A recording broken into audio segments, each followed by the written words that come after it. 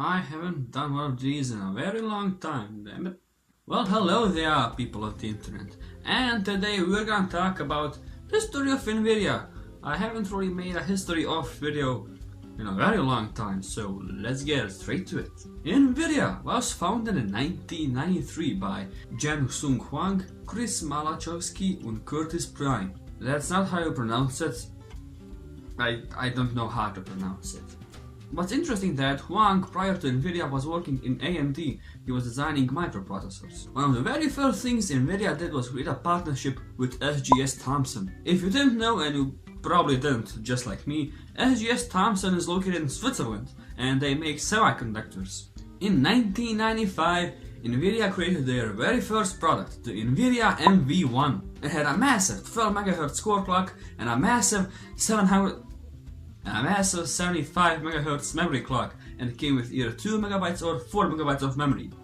That's power! The card was very good, it performed very well, but the market was overcrowded with GPUs back then, and it didn't really make that much of a buzz. And, correct me if I'm wrong, the parts of the graphics card were a bit questionable. Luckily, Sega made many great games for the NV series, and the NV TNT2 Ultra being the most powerful GPU of that series. Years went by, they made some more GPUs, blah blah blah. But in 1999, the year I was born in, they introduced the GeForce series that is present even today. The first GPU in the GeForce series was the GeForce 256, and nVidia claimed they reinvented the GPU, and they were kinda right.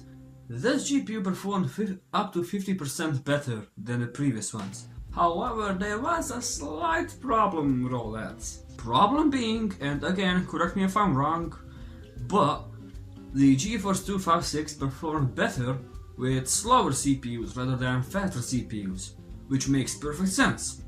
The year 2000 was also a big year for nVidia. The most important thing they did is they bought 3DFX, which at that time was their main competitor, and by doing so they kinda bought their place on the graphics market. Can't imagine that like nVidia buying AMD today, or to be more precise, the Radeon division of AMD, if that makes sense. Another big thing that happened in the year 2000 is they were responsible for the graphics in the original Xbox. Graphics in the Xbox, the original Xbox, were quite similar to a PC of its time, and the GPU inside it was a modified GeForce 3, which is a desktop GPU. And another thing that happened in 2000, which isn't really that much special but it's worth mentioning, is they made the very first notebook GPU, the GeForce 2 Go. The next year, in 2001, they made the nForce series, which is a series of integrated graphics integrated to the motherboard. This supported for the Pentium series, Celeron series, Core 2 series, and AMD's Athlon and Sempron. Is it Sempron? How on earth do you pronounce that? No, actually it's Duron, not... God damn it, it's Duron, not Sempron, damn it. Noob. In 2002, Microsoft released the DirectX 9 API, which back then was a really big thing, and it was one of the most popular versions of DirectX. ATI was the first to jump at it, and they made the very first DirectX 9 GPU. And they were quite successful, they performed very well with DirectX 9. However, nVidia, they took their time. At very first, they took their time. They took a DirectX 9 and they took Pixel Shader 2, and they kinda modified the Pixel Shader 2 and made their own Pixel Shader 2.0a. Unfortunately, that didn't really help them that much since ATI was generally outperforming nVidia on DirectX 9. Also, the time they released the NV30 or the FX 5000, and holy hell, that thing was hot. According to the internet at least, that thing was really hot. But something positive happened in 2002. The nVidia slogan, the way it's meant to be played, was introduced. Skipping over to 2004, you have SLI! SLI was introduced!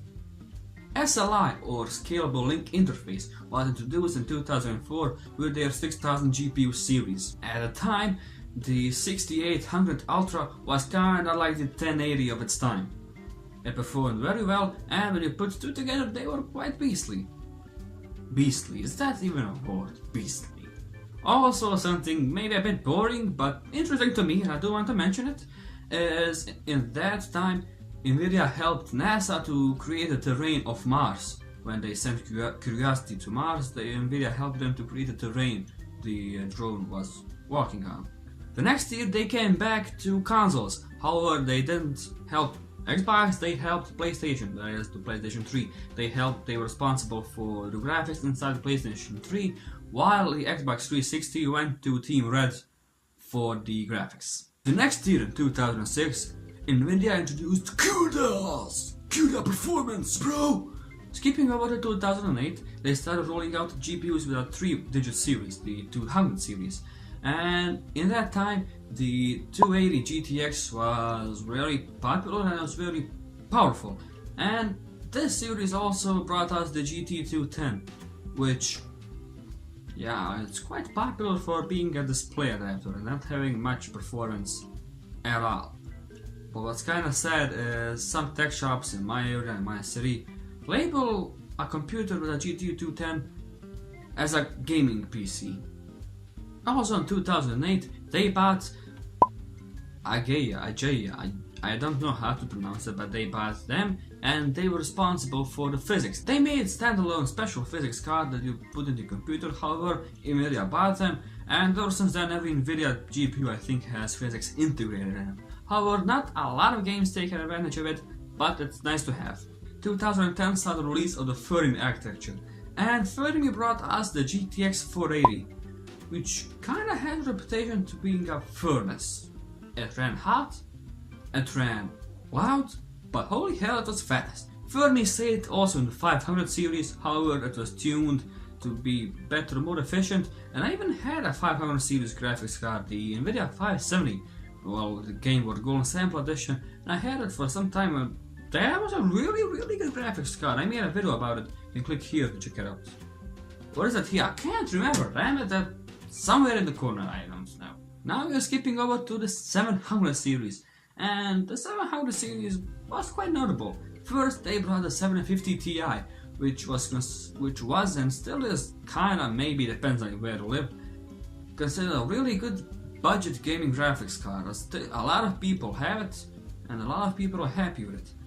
But also with the 700 series, nVidia introduced the Titan series! Yeah! Oh my god.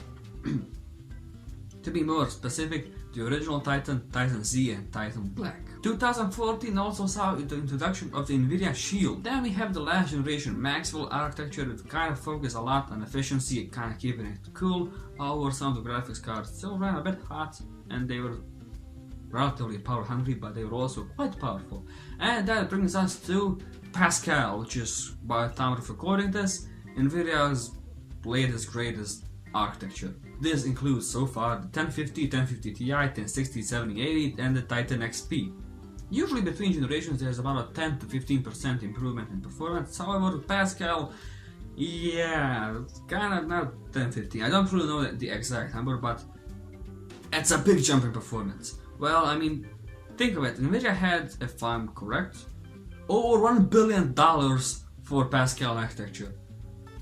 So yeah, to give you an idea how efficient and good these cards are, you can find I don't really remember the laptop name, but there's a laptop with 2 bloody desktop 1080s inside it. Like a laptop, well, around this thick. But it's still a laptop. It has 2 desktop 1080s and desktop 6700 CPU. So yeah. So yeah, thank you guys so much for watching. Do make sure to subscribe to my channel, it kinda helps a lot. If you like, you can follow me on Twitter. We have some videos you can check out by me and myself. Check them out if you have time. And I'll be seeing ya. Peace.